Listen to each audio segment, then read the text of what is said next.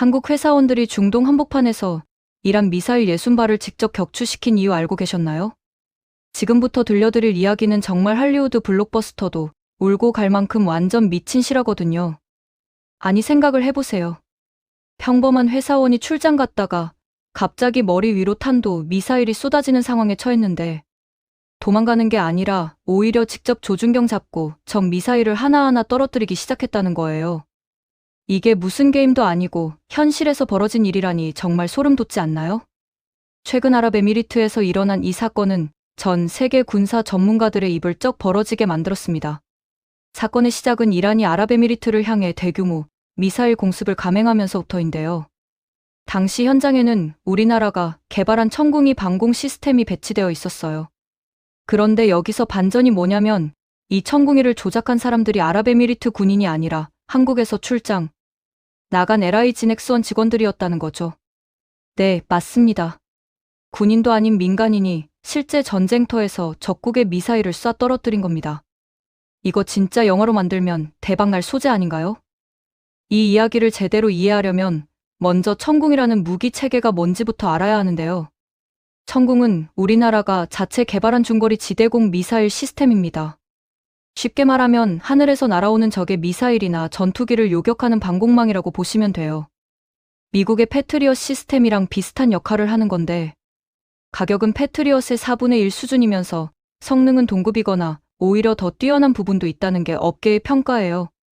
천궁이는 고도 15km에서 20km 사이를 날아오는 표적을 직격 방식으로 파괴하는데 직격이라는 게 뭐냐면 그냥 근처에서 터뜨리는 게 아니라 정확히 표적에 부딪혀서 박살 내버린다는 뜻이거든요. 정밀도가 얼마나 높아야 이게 가능하겠어요? 그런데 이 천궁이가 아랍에미리트에 배치된 과정 자체가 정말 드라마틱합니다. 사실 천궁이는 공식적으로 아랍에미리트에 수출된 적이 없어요. 계약은 체결되어 있었지만 정식 인도는 아직 이루어지지 않은 상태였거든요. 그런데 아랍에미리트 정부가 우리 정부에게 엄청나게 간곡하게 요청을 했대요. 제발 천궁을 좀 빌려달라고요. 왜냐하면 아랍에미리트에는 우리가 수출한 바라카 원전이 있었거든요.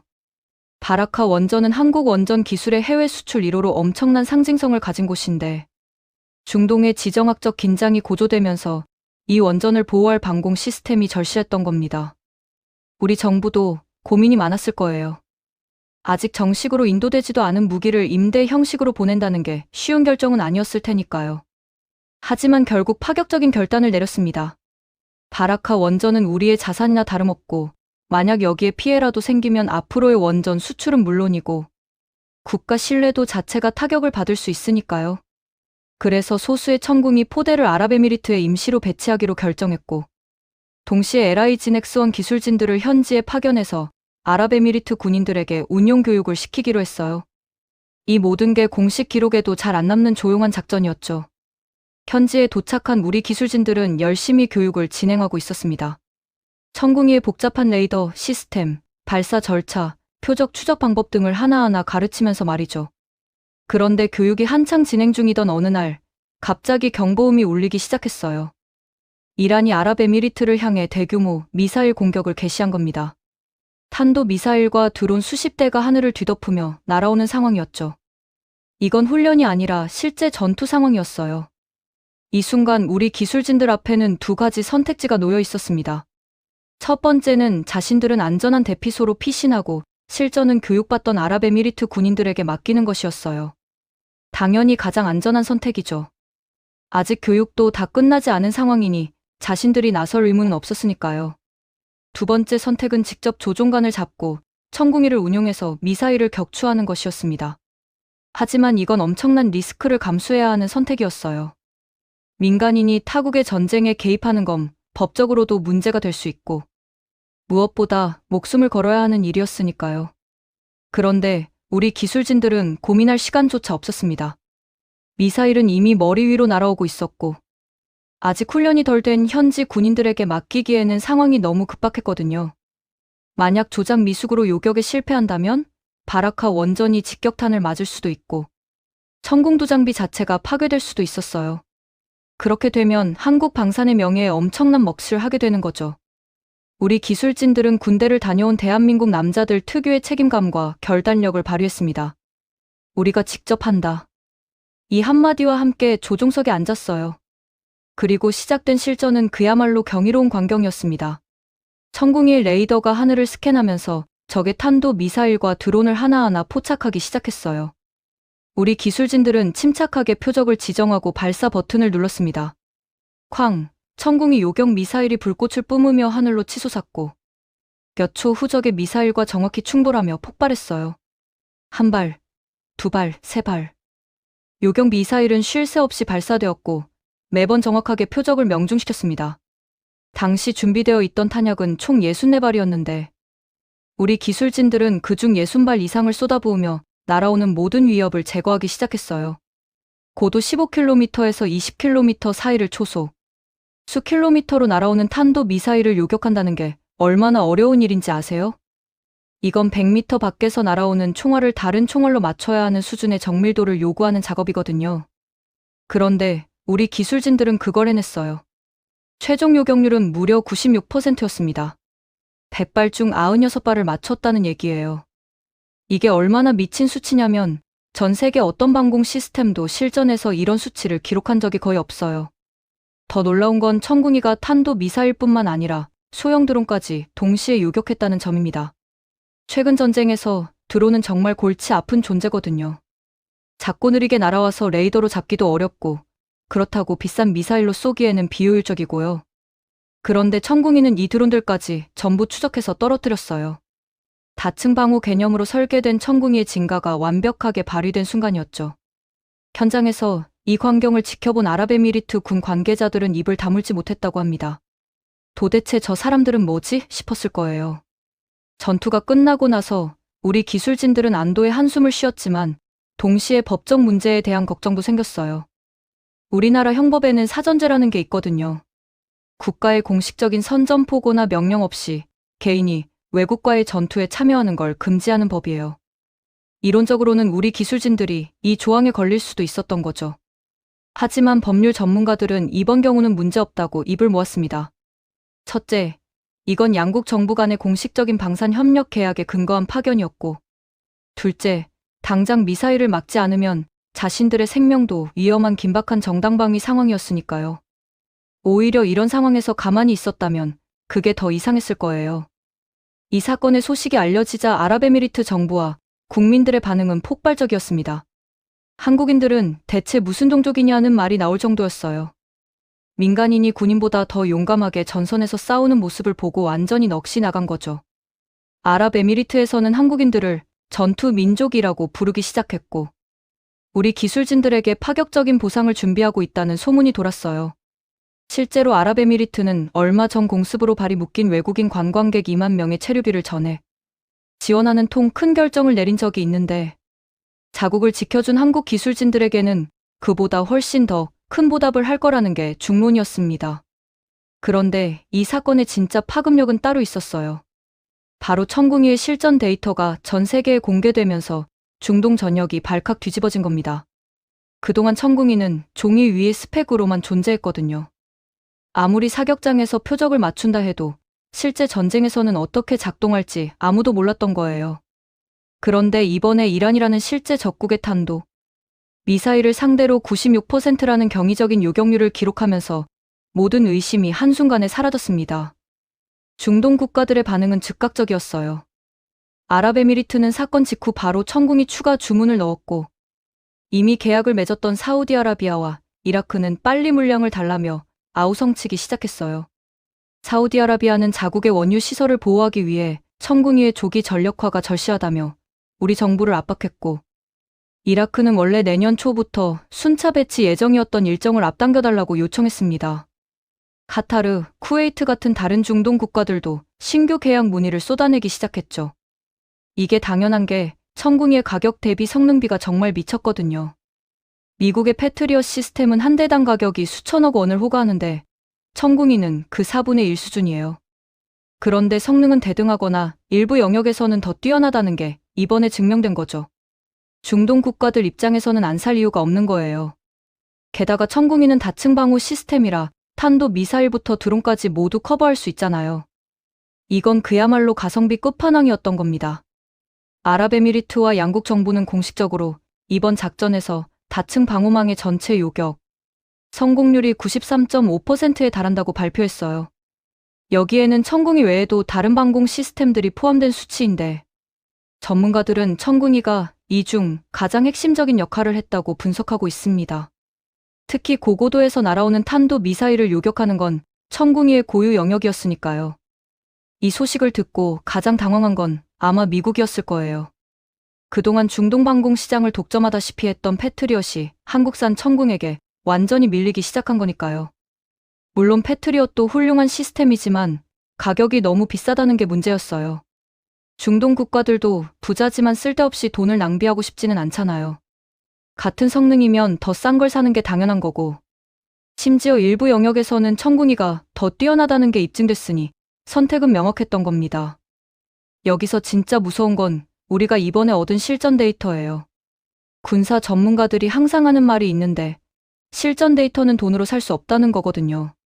아무리 시뮬레이션을 돌리고 사격장에서 테스트를 해도 실제 전쟁터에서 얻은 데이터의 가치를 따라갈 수 없어요. 적이 어떤 패턴으로 공격하는지, 전자전 환경에서 레이더가 어떻게 작동하는지, 연속 발사 시 시스템에 어떤 부하가 걸리는지, 이런 건 실전을 겪어봐야만 알 수 있는 정보들이거든요. 우리는 이번 아랍에미리트 작전을 통해 엄청나게 귀중한 데이터를 확보했습니다. 이란의 탄도 미사일이 어떤 궤적으로 날아오는지, 드론과 미사일이 동시에 공격할 때 레이더가 어떻게 우선순위를 설정해야 하는지, 요격 미사일의 연속 발사 간격을 어떻게 조정해야 효율적인지, 이 모든 데이터가 천궁3 개발에 고스란히 반영될 거예요.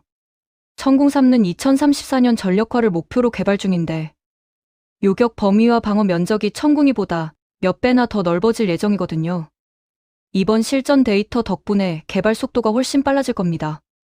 그런데 지금 우리가 직면한 문제는 생산 능력이에요. 수요가 예상보다 훨씬 많이 몰리면서 생산 라인을 대폭 증설해야 하는 상황인 거죠. LIG 넥스원도 물론 증설 계획을 세우고 있지만 단기간에 생산량을 두세 배로 늘리는 건 쉽지 않은 일이거든요. 그래서 우리 정부는 정말 파격적인 결정을 검토하고 있어요. 원래 우리 공군에 배치될 예정이었던 천궁이 물량을 우선 수출용으로 전용하는 방안까지 논의 중이라는 겁니다. 이게 얼마나 대단한 결정인지 아세요? 보통 국가들은 자국 방어를 최우선으로 하잖아요. 그런데 우리는 우방국들의 긴급한 요청을 들어주기 위해 자국 배치 물량까지 나눠주려고 하는 거예요. 물론 장기적으로 봤을 때 이게 더 유리한 전략이긴 합니다. 중동 국가들과의 관계를 더욱 공고히 하고 한국 방산의 신뢰도를 높이는 효과가 있으니까요. 그래도 이런 결정을 내릴 수 있다는 것 자체가 우리 방산에 대한 자신감을 보여주는 거라고 할 수 있죠. 한국과 아랍에미리트 사이에는 이미 90조 원 규모의 초대형 방산 및 투자 협력이 약속되어 있어요. 여기에는 천궁이뿐만 아니라 K2 탱크, 천마 자주포, KF-21 전투기 등 다양한 무기 체계가 포함되어 있는데 이번 천궁이의 성공으로 이 협력은 더욱 탄력을 받게 되었습니다. 폴란드와 맺은 대규모 계약도 대단했지만 중동에서의 이번 성과는 그 의미가 완전히 달라요. 유럽은 나토 동맹이라는 정치적 요소도 작용했지만 중동은 순수하게 성능과 가격만으로 승부를 본 거거든요. 중동 국가들이 한국을 바라보는 시각도 완전히 바뀌었어요. 그동안 한국은 중동 입장에서 좋은 제품을 만드는 나라 정도였다면 이제는 생사를 함께할 수 있는 전략적 동반자로 격상된 겁니다. 우리 기술진들이 자신들의 목숨을 걸고 아랍에미리트를 지켜준 이 사건은 돈으로 살 수 없는 신뢰를 만들어냈어요. 중동 사람들은 의리를 엄청 중요하게 생각하는 문화잖아요. 위기의 순간에 함께했다는 이 사실은 앞으로 수십 년간 한국-중동 관계의 든든한 기반이 될 겁니다. 그리고 이건 단순히 무기 판매의 문제가 아니에요. 한국이 중동의 지정학적 구도에서 중요한 플레이어로 자리 잡게 됐다는 의미거든요. 중동은 세계에서 가장 복잡하고 위험한 지역 중 하나예요. 이란과 사우디아라비아의 갈등, 이스라엘 문제, 원유를 둘러싼 각축전. 이 모든 게 얽혀 있는 곳이죠. 한국이 이 지역에서 신뢰받는 방산 파트너로 자리 잡는다는 건 우리의 외교적 영향력이 그만큼 커진다는 뜻이기도 합니다. 실제로 사우디아라비아는 최근 우리 정부에 여러 가지 제안을 해왔어요. 단순히 무기를 사는 것을 넘어서 공동개발, 기술 이전, 현지 생산 라인 구축 같은 더 깊은 협력을 원하고 있거든요. 이건 엄청난 기회예요. 사우디는 비전 2030이라는 계획하에 탈석유 경제를 추진하고 있는데 그 일환으로 자국 방산 육성에 천문학적인 돈을 쏟아붓고 있거든요. 우리가 여기에 파트너로 들어간다면 정말 어마어마한 시장이 열리는 거예요. 이라크의 사례도 재미있어요. 이라크는 오랫동안 미국제 무기를 써왔는데 최근 들어 한국산 무기에 관심을 보이기 시작했거든요. 이번 천궁이 요격 성공을 보고는 아예 마음을 굳힌 것 같아요. 이라크는 이란과 국경을 맞대고 있어서 미사일 방어가 정말 절실한 상황이에요. 천궁이가 바로 그 이란의 미사일을 실전에서 격추했다는 사실은 이라크 입장에서는 더할 나위 없이 확실한 증거였던 거죠. 카타르도 비슷한 맥락에서 접근하고 있어요. 카타르는 작은 나라지만 엄청난 부자 국가잖아요. 문제는 주변 강대국들 사이에서 항상 긴장 관계에 놓여 있다는 거예요. 2017년에는 사우디아라비아를 비롯한 주변국들이 카타르를 외교적으로 고립시킨 적도 있었고요. 이런 카타르 입장에서는 확실한 방공 시스템이 국가 생존과 직결된 문제거든요. 천궁이는 카타르에게 완벽한 솔루션이에요. 쿠웨이트도 문의를 해왔고 오만도 관심을 표명했어요. 심지어 요르단 같은 나라도 예산이 제한적이지만 천궁이를 도입할 방법을 찾고 있다고 해요. 이 정도면 중동 전역이 천궁이 열풍에 휩싸였다고 해도 과언이 아닌 거죠. 소름 돋지 않나요? 이런 상황에서 가장 중요한 건 우리가 이 기회를 어떻게 활용하냐예요. 단순히 무기만 팔고 끝나는 게 아니라 장기적인 관계를 구축해야 하거든요. 다행히 우리 정부와 방산 기업들은 이 점을 잘 이해하고 있는 것 같아요. 아랍에미리트와의 협력을 보면 무기 수출뿐만 아니라 원전, 건설, 문화 교류까지 다방면으로 확대되고 있잖아요. 이게 바로 올바른 전략이에요. 특히 주목할 만한 건 기술 협력이에요. 중동 국가들은 단순히 완제품을 사는 것을 넘어서 자체 생산 능력을 키우고 싶어 하거든요. 우리는 이미 인도네시아와 KF-21 전투기 공동 개발을 진행하고 있잖아요. 중동 국가들도 비슷한 모델을 원하고 있어요. 물론 핵심 기술까지 다 넘겨줄 수는 없지만 적절한 선에서 기술 이전을 하고 현지 생산 라인을 구축하는 건 충분히 가능한 일이에요. 이렇게 하면 중동 국가들도 만족하고 우리는 장기적인 수익을 확보할 수 있으니 윈윈이죠. 그리고 이번 사건을 통해 우리가 얻은 또 하나의 자산은 바로 전투 민족 이미지예요. 한국인들은 쏘면 맞춘다. 한국인들은 위기 상황에서 더 강하다. 한국인들은 책임감이 강하다. 이런 이미지가 전 세계에 퍼지고 있어요. 이게 얼마나 중요한지 아세요? 무기는 결국 사람이 쓰는 거잖아요. 아무리 좋은 무기라도 그걸 다루는 사람의 능력이 받쳐주지 않으면 소용없어요. 우리 기술진들이 보여준 능력은 한국산 무기의 가치를 몇 배나 높여준 거예요. 중동 국가들이 한국 무기를 살 때 단순히 기계만 사는 게 아니라 한국인들의 노하우와 정신까지 함께 얻을 수 있다는 기대를 하게 된 거죠. 실제로 많은 국가들이 무기 도입 계약에 교육훈련 프로그램을 포함시키고 있어요. 한국 기술진들이 와서 직접 가르쳐 주길 원하는 거예요. 이건 단순한 매뉴얼 교육이 아니라 한국식 마인드셋까지 전수받고 싶어 하는 겁니다. 물론 우리도 신중해야 할 부분은 있어요. 이번처럼 민간인이 실전에 투입되는 상황은 가능하면 피해야 하거든요. 아무리 법적으로 문제가 없다 해도 위험한 건 사실이니까요.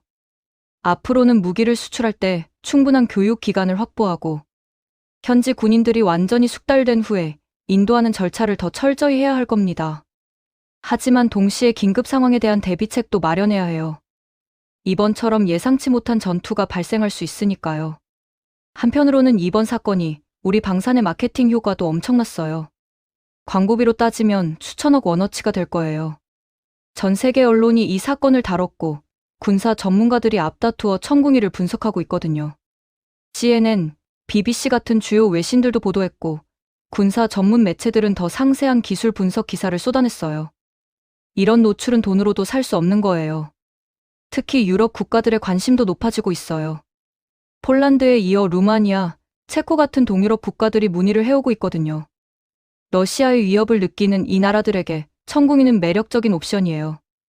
나토 회원국이라 미국제 무기를 우선시하긴 하지만 가격 대비 성능을 따졌을 때 천궁이를 무시할 수 없는 거죠. 동남아시아도 마찬가지예요. 베트남, 태국, 필리핀 같은 나라들도 중국의 위협을 느끼고 있잖아요. 이들도 방공 시스템 현대화가 시급한 상황인데 천궁이가 실전에서 입증된 이상 진지하게 고려할 수밖에 없을 거예요. 특히 필리핀은 최근 중국과의 남중국해 분쟁이 격화되면서 방공 능력 강화가 국가 최우선 과제로 떠올랐거든요. 이렇게 보면 이번 아랍에미리트 사건은 정말 다양한 차원에서 한국 방산의 터닝 포인트가 된 셈이에요. 기술적으로는 실전 데이터를 확보했고, 경제적으로는 엄청난 수출 계약을 이끌어냈고, 외교적으로는 중동에서의 입지를 확고히 했고, 이미지 측면에서는 전 세계에 한국의 능력을 각인시켰어요. 이 모든 게 우리 기술진 몇 명의 용기 있는 결단에서 시작됐다는 게 정말 드라마틱하지 않나요? 재밌게 보셨다면 구독과 좋아요, 알림 설정 부탁드립니다.